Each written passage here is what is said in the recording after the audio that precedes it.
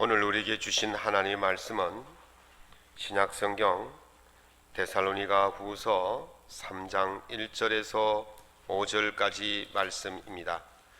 제가 갖고 있는 신약성경 335면에 있습니다. 데살로니가 후서 3장 1절에서 5절까지 말씀을 우리 한 목소리로 낭독하겠습니다. 끝으로 형제들아, 너희는 우리를 위하여 기도하기를, 주의 말씀이 너희 가운데서와 같이 퍼져나가 영광스럽게 되고, 또한 우리를 부당하고 악한 사람들에게서 건지시옵소서 하라. 믿음은 모든 사람의 것이 아니니라. 주는 미쁘사 너희를 굳건하게 하시고 악한 자에게서 지키시리라. 너희에 대하여는 우리가 명한 것을 너희가 행하고 또 행할 줄을 우리가 주 안에서 확신하노니, 주께서 너희 마음을 인도하여 하나님의 사랑과 그리스도의 인내에 들어가게 하시기를 원하노라. 아멘. 오늘 본문 말씀 가지고 기도는 소리 없는 도움입니다 라는 제목으로 하나님 은혜의 말씀을 함께 나누고자 합니다.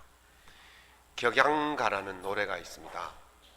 중국 상고시대 때에 격양이라는 놀이가 있습니다. 격양이라는 놀이는 그 신발 모양의 나무 조각을 던져서 이렇게 맞추는 그런 놀이를 격양이라는 놀인데요. 이 격양이라는 놀이를 할 때 부르는 노래를 격양가다 그렇게 말합니다. 중국 고대 시대에 한 노인이 격양이라는 놀이를 하고 있었습니다. 그때에 그 군중 중에 한 사람이 저렇게 노인이 격양이라는 놀이를 할 수 있는 것은 요 임금의 덕분입니다 그렇게 말을 합니다. 그러자 이 격양하던 노인이 이렇게 말을 하죠.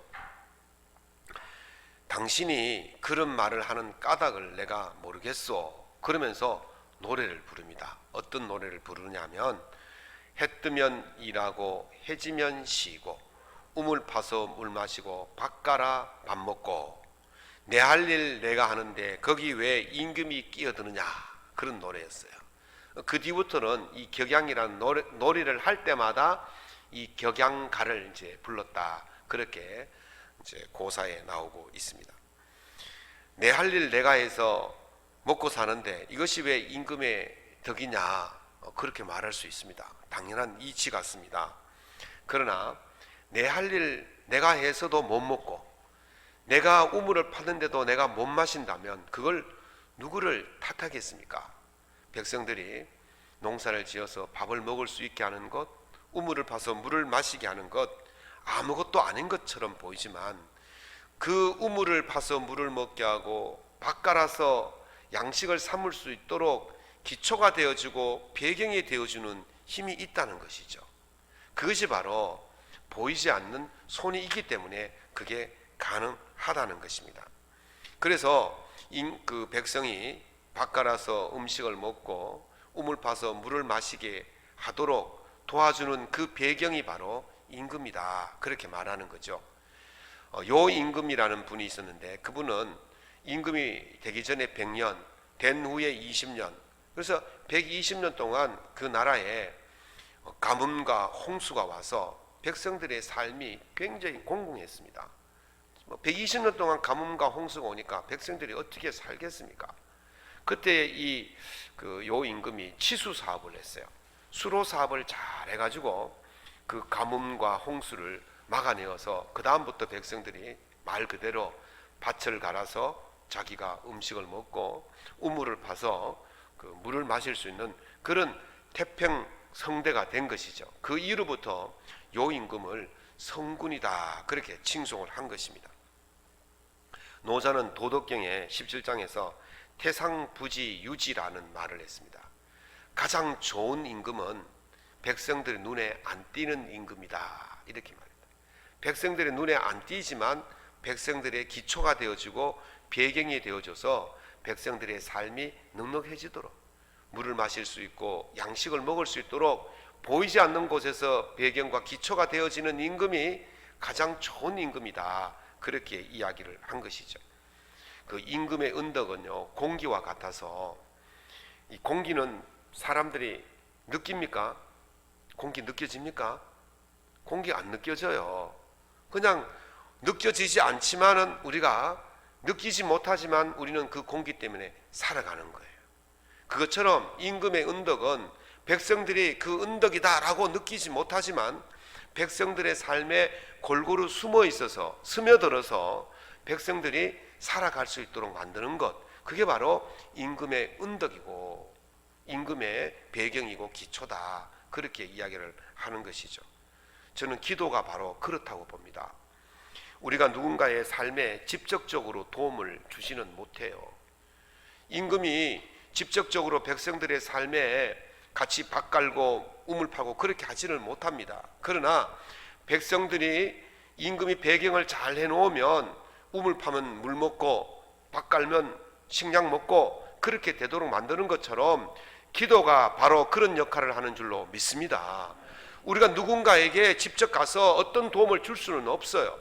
그러나 우리가 기도함으로 인해서 우리가 기도한 그 대상자의 삶에 하나님께서 은혜를 베푸셔서 더 풍요로워지고 풍성해지는 그런 삶의 배경을 만들어주는 것, 삶의 배경이 되어주는 것, 그게 바로 기도라는 것입니다. 그래서 우리 교인들은 서로를 위해서 기도해 주므로 서로 돕는 관계가 되어야 할 줄로 믿습니다.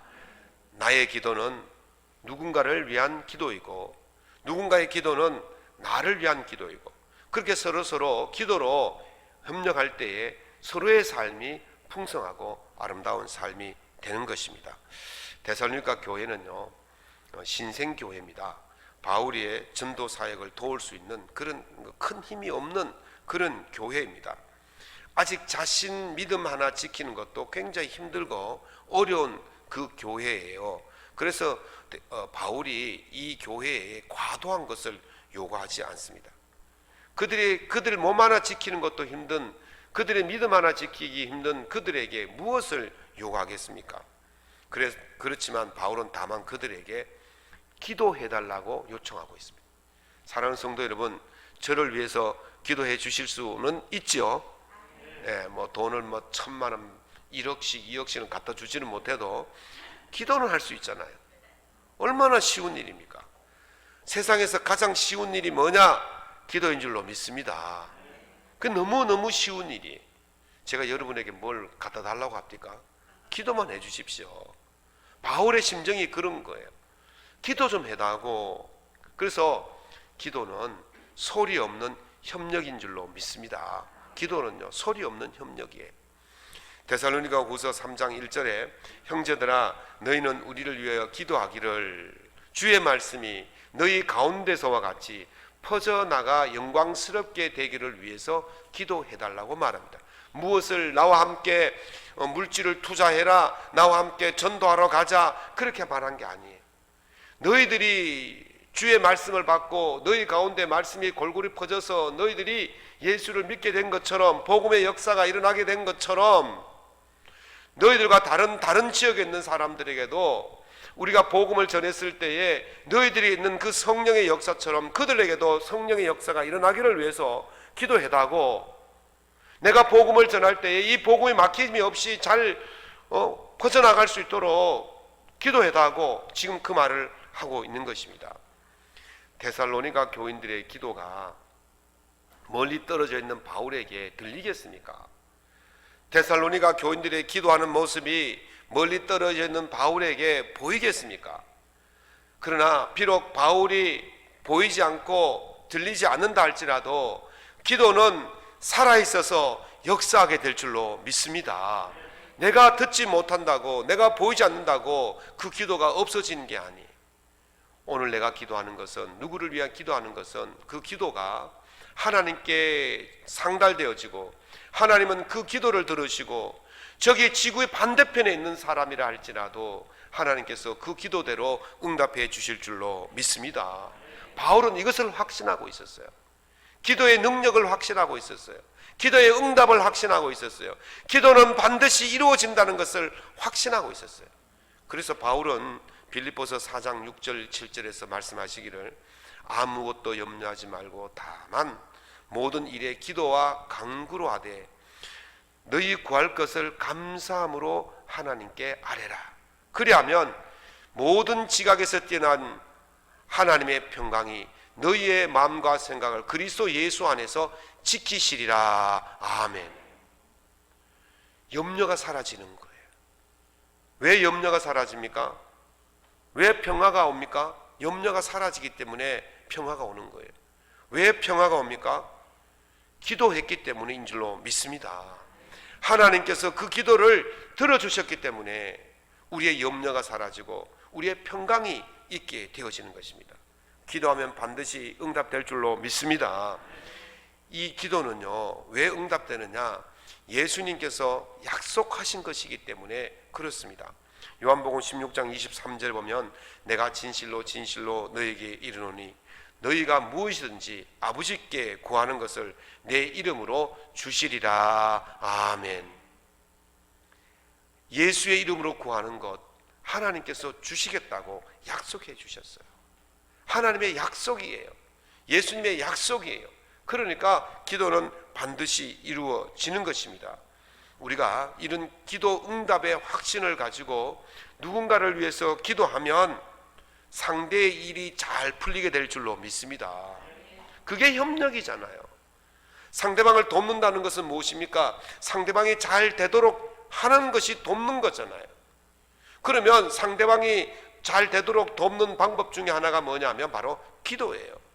기도는 내가 가서 하지 못하지만은 하나님께서 개입하셔서 하실 수 있도록 만드는 가장 큰 능력이고 가장 큰 권능인 거예요. 그러니까 우리가 기도하면 내 기도를 들으시고 하나님께서 내 대신 가셔서 그 일을 해 주시는 거예요. 그러니까 기도보다 더 좋은 협력이 없는 거예요. 기도는 눈에 보이지 않고 기도는 소리에 들리지 않지만은 그러나 기도를 통해서 우리는 누군가를 돕고 있는 것입니다. 그래서 기도는 소리 없는 협력인 것입니다. 출애굽기 17장에 보면 이스라엘 백성들이 가나안 땅을 들어가다가 그 가나안 땅을 가로막고 있는 아말렉 족속을 만나게 되어집니다. 좀 비켜달라 그랬더니 비켜주지 않는 거예요. 그래서 전쟁이 일어납니다. 그때는 모세의 나이가 몇 살이었냐면 120세가 다 돼가고 있는 거예요. 모세가 총사령관이지만은 이 백성들을 데리고 전쟁을 치르기에는 조금 나이가 많지 않겠습니까? 한 100살쯤 되면 모를까? 지금 120세가 되어가고 있으니까 좀 버거워요. 그래서 백성들 앞장서서 칼을 들고 나를 따르라 그러기도 좀 무리가 있고, 또 군수물자를 조달해주고 무기를 대주고 병력을 진두지휘하고 작전을 짜기에는 조금 연세가 좀 있으신 거죠. 그래서 좀 불안불안한 때 모세가 여호수아에게 이렇게 말합니다. 너는 내일 우리를 위하여서 군대를 소집해서 전쟁터에 나가라. 나는 하나님의 지팡이를 잡고 산 꼭대기에 서리라. 그래서 그 다음 날 모세는 군대를 데리고 전쟁터로 나가고 여호수아는 아론과 홀을 데리고 산 꼭대기에 올라가 섰습니다. 그리고 모세가 지팡이를 들고 손을 들고 기도하는 동안은 이스라엘이 이긴 줄로 믿습니다. 그런데 120세 연세가 얼마나 들고 있겠습니까? 우리 한번 손 들고 한번 예배 드려 볼까요? 예? 한번 손 들어 보십시오. 1분을 버티겠습니까? 5분을 버티겠습니까? 5분만 들고 있으면요, 그래서 손들은 벌이 있지 않습니까? 5분을 못 버티는 거예요. 그런데 이 연로하신 연세 높으신 모세가 이게 손을 들고 있으니까 힘이 얼마 들겠습니까? 그래서 손이 점점 내려오면 이스라엘 백성들이 지는 거잖아요. 그래서 모세가 손을 들 때는 이스라엘이 이기고 모세가 손을 내릴 때는 이스라엘이 졌더라, 그렇게 말합니다. 저 이런 생각이 나요. 이 글을 읽다가 성경을 보다가 너는 글을 써라, 나는 떡을 썰겠다. 이게 누구 이야기입니까? 한석봉의 이야기 아닙니까? 예, 우리가 신앙생활 때 그래요. 너는 일해라, 나는 기도하겠다. 기도로 돕는 거예요. 모세는 기도로 도왔어요. 저 산꼭대기에 모세의 기도가 소리가 안 들리겠지만, 전쟁 중에 있는 그 여호수아에게 안 들리겠지만은, 그러나 모세가 뒤에서 소리 없이 기도할 때에 하나님께서 모세의 소리를 들으시고 그 이스라엘 백성들을 승리하게 한 줄로 믿습니다.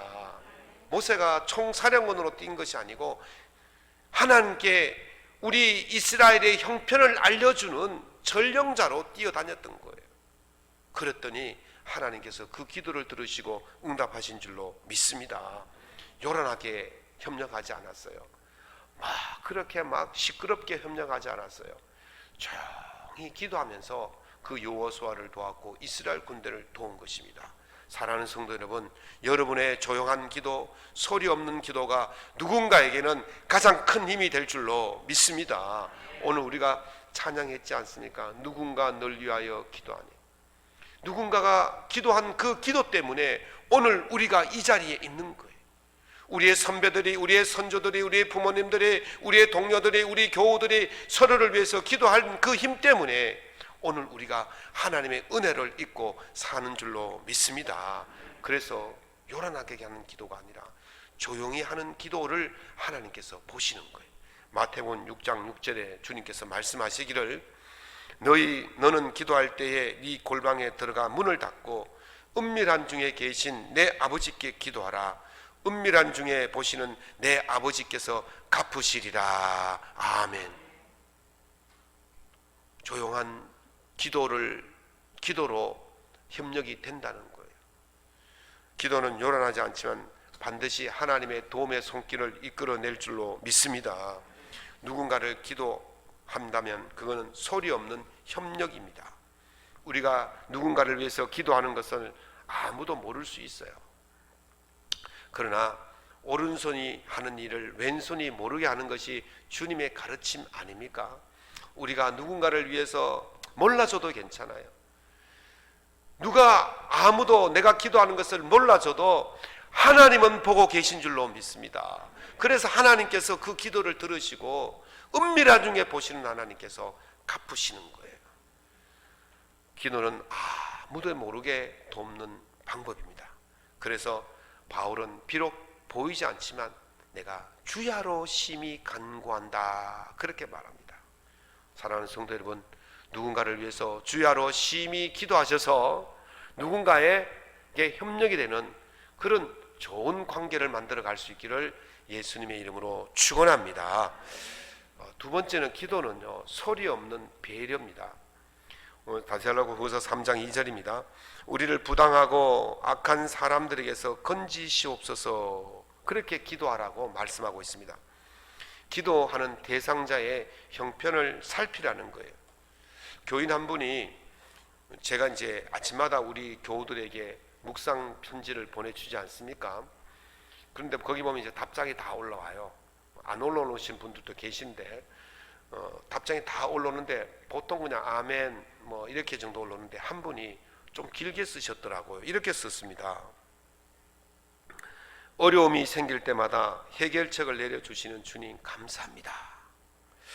아마도 그분이 어떤 어려움이 있었는데 하나님께서 그 문제를 해결해 주신 줄로 믿습니다. 저는 그분에게 어떤 어려움이 있는지를 잘 알지 못합니다. 그러나 잘 모르지만 제가 할 수 있는 일은 새벽마다 우리 성도들의 이름 한 분 한 분 불러가면서, 그냥 형편을 다 모르기 때문에 하나님 그 가정에 은혜를 주시고 필요한 걸 채워주시고 보급해 주시고 막힌 길을 열어주시고, 뭐 그렇게 이제 일반적으로 그렇게 기도를 해요. 왜? 다 모르니까. 알면 이제 좀 상세하게 하지만 그 일반적으로 기도해요. 그런데 그분의 그 글을 보고 제가 부끄러움을 느꼈어요. 목사로서 그 성도가 지금 어떤 일을 당하고 있는지를 너무 모르고 있구나, 그런 느낌이 들었더라고요. 다시 말하면 형편을 살피지 못했다는 거예요. 우리가 형편을 살피는 것을, 그리고 형편을 살펴서 돕는 것을 배려다, 그렇게 말하지 않습니까? 배려라는 한자의 배자는 나눌 배자 또는 안의 배자라고 그런 말하는데요, 이 배자의 그 모양을 보면 그 술독을 살피는 사람의 모습입니다. 술독 앞에서 사람이 무릎 꿇고 이렇게 술독을 살피는 모습이 배자예요. 사람이 술독을 왜 살핍니까? 술 마시려고 살피나요? 술독을 왜 살필까요? 술이 옛날에는 집에서 술을 담갔잖아요. 그러니까 술이 익어야 되잖아요. 근데 술을 너무 익혀버리면 뭐가 됩니까? 식초가 되는 거예요. 그럼 못 먹게 되는 거죠. 그래서 술이 적당하게 익었는지 안 익었는지를 살피는 것, 그래서 술이 잘 익도록 돕는 것, 그게 바로 그 나눌 배자예요. 아니, 근데 옛날에는 술을 누가 담갔냐면, 누가 담갔어요? 아내가 담갔어요. 여자분들이 담갔어요. 그래서 아내 배자다, 그렇게 이야기하는 거예요. 이제 배려할 때 여자는 무슨 말이냐면 생각할 여자예요. 이 생각할 여자는 그 호랑이 호자 있잖아요. 범호자 밑에 생각사자가 들었어요. 그러니까 어떻게 됩니까? 호랑이를 생각하는 거예요. 왜 호랑이를 생각합니까? 호랑이를 생각한다는 말은 두려움이 있다는 거죠. 염려가 있다는 거죠. 그래서 배려란 말은 그 두려움과 염려를 살펴서 염려가 없도록 도와주는 것을 배려다, 그러는 거예요. 우리가 기도할 때 그냥 누구를 이름을 부르면서 막연히 기도하는 것이 아니고 그 사람의 삶의 형편이 어떤지를 세세하게 살펴보고 내가 도울 수 있는 것이 무엇인지를 생각하면서 기도하는 것이 바로 그들을 돕는 거예요. 그게 바로 배려라는 거예요. 저희 라인에 2층에 이제 젊은 부부가 이사를 왔어요. 그런데 아기가 한 7개월쯤 되는 아기를 하나 있더라고요. 한 번은 집에 들어가려고 주차장에 차를 세우는데 그 남편 되는 분이 아기를 안고 주차장에 이렇게 서 있는데, 그래서 인사하고 2층으로 올라가는데 2층 자기 그 집 앞문 앞에 그 부인이 유모차를 이제 가져 내려가려고 막 들고 나오더라고요. 그래서 제가 얼른 가서 들고 이렇게 그 마당 주차장까지 내려줬더니만 너무너무 고맙다고. 별거 아니잖아요. 그게 뭐 힘든 일도 아닌데. 그런데 뭐 만날 때마다 인사를 하는 거예요. 얼마나 친절하게 인사를 하는 거예요. 그 작은 배려, 그 여성의 몸으로 그 무거운 유모차를 들고 내려가는 것이 힘들겠다라는 생각이 들어서 그냥 한번 도와준 거죠. 그게 굉장한 그들에게 고마움이 되었다는 거예요. 상대방의 형편을 잘 살펴서 돕는 것을 배려라, 그렇게 말합니다. 상대방의 형편을 살피지 않고 내 입장에서 생각하고 행동하면 그건 도리어 서로에게 상처가 될 수가 있습니다. 고슴도치 딜레마라는 말이 있어요. 고슴도치 한 10마리가 이제 추우니까 서로에게 따뜻한 온기를 전해주기 위해서 확 모여들었어요. 그럼 어떻게 됩니까? 그 가시가 막 서로 찌르는 거예요. 그러니까 또 떨어집니다. 떨어지면 춥고 모이면 찔리고, 떨어지면 춥고 모이면 찔리고, 그러다가 적당한 거리를 관계를 유지하게 되어집니다.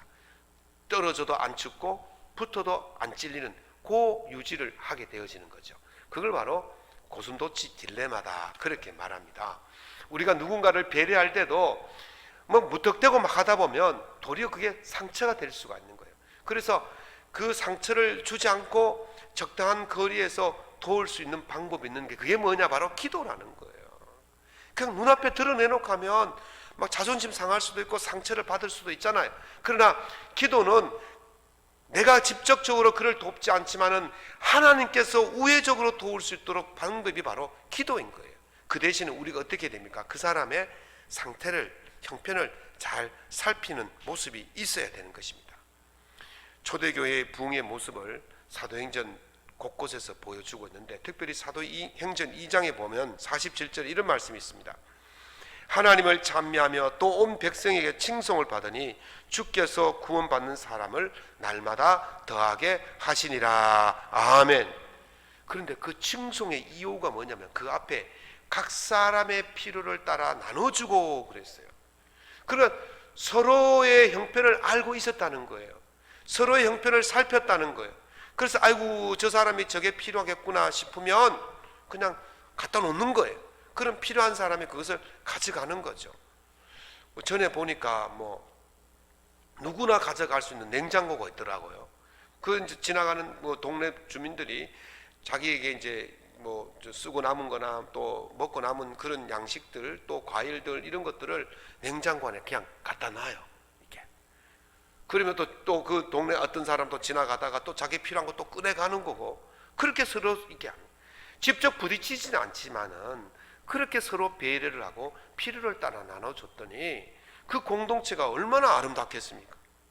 그러니까 안 믿는 사람들이 그 공동체를 보고 칭송했다는 거예요. 서로에 대한 배려가 공동체를 아름답게 만들어가는 줄로 믿습니다. 사도행전 4장에 보면 초대교회가 복음을 전할 때에 이 공회 관리들이 굉장히 싫어했어요. 그래서 붙들어가지고 핍박하고 협박하고 해유하고 막 겁박하고 막 가두기도 하고 때리기도 하고 그렇게 했던 거죠. 사도들이 이 공회에 붙들려 갔다가 복음을 전하는데 그들이 이제 공회원들이 복음 전하지 마라 협박하고 위협을 해요. 그때 이 사도들이 그렇게 말하죠. 베드로가 내가 하나님 말 듣는 것이 더 중요하냐, 이 사람 말 듣는 게 중요하냐, 나는 사람 말 듣지 않겠다, 하나님 말 듣겠다. 그렇게 하니까 도저히 어찌 감당할 수가 없어서 이들을 풀어줍니다. 대신에 예수 이름을 전하지 말라 그렇게 하고는 풀어줘요. 그래서 이 사도들이 교인들이 모여있는 데 와서 말하기를, 야 우리가 붙들려 갔더니만 막 협박하고 겁박하고 예수 이름을 전하지 말라 막 그러더라. 그랬더니 이 거기에 모였던 교우들이 도망가지 않고 기도합니다. 그게 사도행전 4장 29절에서 30절까지 말씀인데, 주여 이제도 그들의 위협함을 굽어 보시옵고 또 종들로 하여금 담대히 하나님 말씀을 전하게 하시오며. 지금 이 사도들이 복음 전하다가 위협당하고 협박당하는 그 모습을 살펴봤다는 거예요.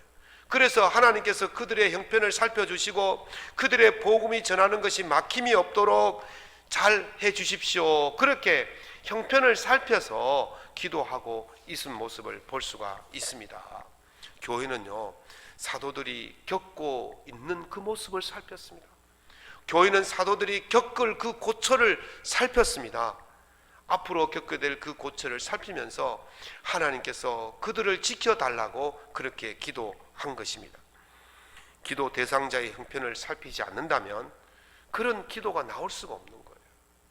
우리가 그냥 막연하게 그냥 이름 한번 불러보고 지나가는 그런 기도가 아니라 정말 우리의 이웃들의 형편을 잘 살펴서 하나님께서 그들의 형편에 맞도록 그들의 형편을 해결해 주시고 인도해 주시기를 위해서 기도해야 될 줄로 믿습니다. 그러면 놀라운 일이 일어나는 거예요. 사도행전 4장 31절에 빌기를 다음에 모든 곳이 진동하더니 무리가 다 성령 충만하여 담대히 하나님 말씀을 전하니라. 아멘. 하나님의 강력한 역사가 일어나는데 어떤 역사가? 바로 그들의 형편을 세세히 알고 그 형편을 하나님께 아뢰더니 하나님께서 놀라운 능력을 베풀어 주시는 것입니다. 이것이 사도들에게 얼마나 큰 힘이 되었겠습니까? 기도는 지금 내가 상대방에게 무엇을 해줄 수는 없지만은, 그러나 그들의 형편을 살펴서 기도하면 내가 해줄 수 없지만 하나님께서 해주실 줄로 믿습니다. 내가 직접 도울 수 없지만 하나님께서 도우실 줄로 믿습니다. 누구의 도움이 더 큽니까? 누구의 도움이 더 잘 되겠습니까? 나의 도움보다는 하나님의 도움이 훨씬 강력하고 큰 역사를 일으키는 거예요.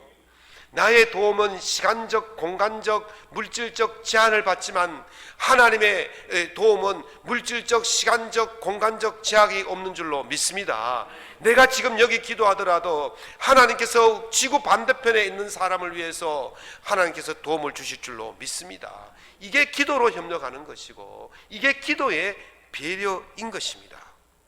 오늘 우리가 이런 직접 돕지는 못하지만 상대방을 위해서 기도하면서 협력하고 기도하면서 배려하여서 하나님의 크신 권능의 역사가 일어날 수 있도록 여러분들이 기도로 돕는 자가 될 수 있기를 예수님 이름으로 축원합니다.